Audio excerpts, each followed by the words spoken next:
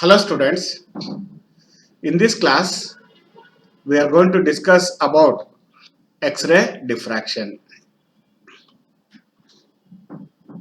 In 1912, a German physicist Max van Laue suggested that a crystal which consists of a three-dimensional array of regularly spaced atoms will produce observable diffraction effects for X-rays. We know that interatomic spacing for the crystals is of the order of 1 angstroms. And further we know that diffraction is the phenomenon which is observed when the wavelength of the incident radiation is comparable to the size of the obstacle. So Laue suggested that since the interatomic spacing is of the order of 1 angstrom and X-rays have the wavelength approximately 1 angstrom. So X-rays can be used to produce the phenomenon of diffraction using crystals, regularly spaced atoms. The crystal which consists of regularly spaced atoms. So according to Laue, the crystal will act as a diffraction grating for X-rays. This type of grating is called as three-dimensional grating, or generally a crystal is treated as space grating for X-rays. But this diffraction effects cannot be observed by using visible light falling on the crystals. That is because the visible light has the wavelength of the order of 4000 to 8000 angstroms, which is very larger than the interatomic spacing, which is of the order of 1 angstroms. But X-rays having their wavelengths comparable to interatomic spacing can be used to produce the diffraction effects in case of crystals. This was the suggestion made by Laue. On the basis of this suggestion, two of his associates, Frederick and Knipping, succeeded in producing the diffraction pattern of X-rays by passing X-rays through a thin crystal of zinc blende. The diffraction pattern obtained by them consists of a central spot and a series of spots arranged in a definite pattern around the central spot. They observed a central spot and a series of spots surrounding it. This symmetrical pattern produced by the two of Laue's associates is known as Laue's pattern. But Laue was unable to give the satisfactory explanation for the observed phenomenon. In 1913, two English physicists, W. L. Bragg and his father, W. H. Bragg, gave a simple interpretation of the diffraction pattern obtained by Laue and his associates. According to the Braggs, the diffraction spots produced are due to specular reflection of some of the incident X-rays by various sets of parallel crystal planes in the crystal containing large number of atoms. These planes are called as Bragg's planes.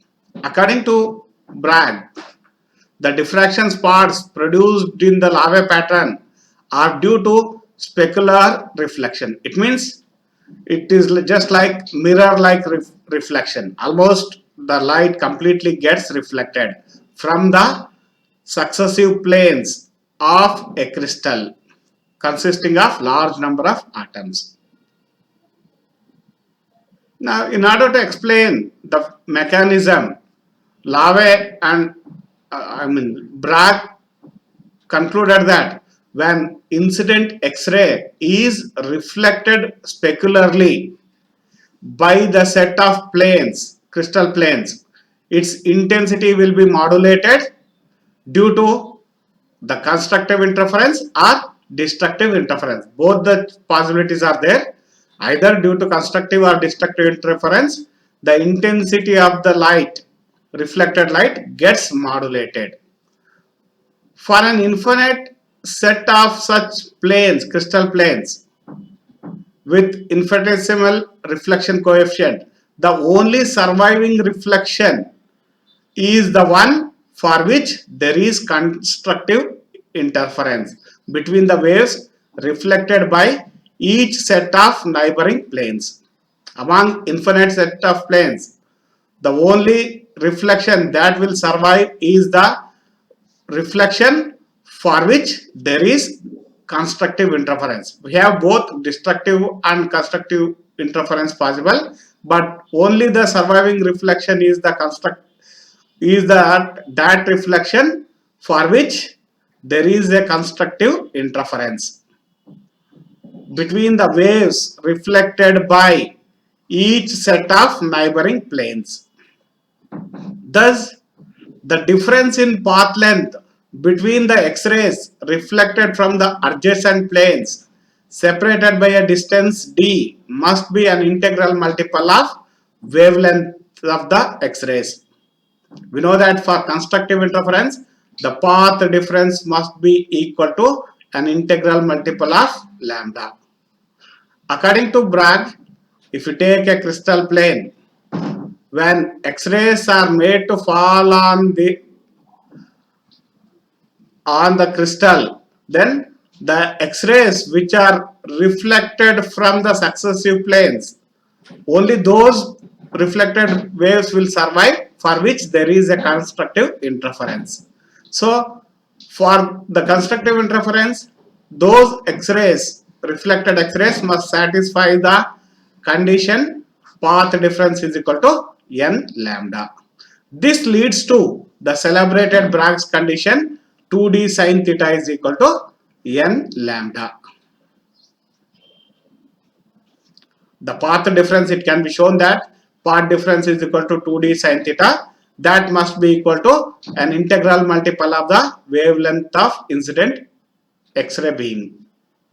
This condition is called as Bragg's condition for specular reflection of X-rays from the successive crystal planes. Here, n is the order of diffraction. Theta is called as the glancing angle with respect to the crystal plane. Here the angle theta represents angle made by the incident X-ray with the crystal plane, and this angle is called as glancing angle.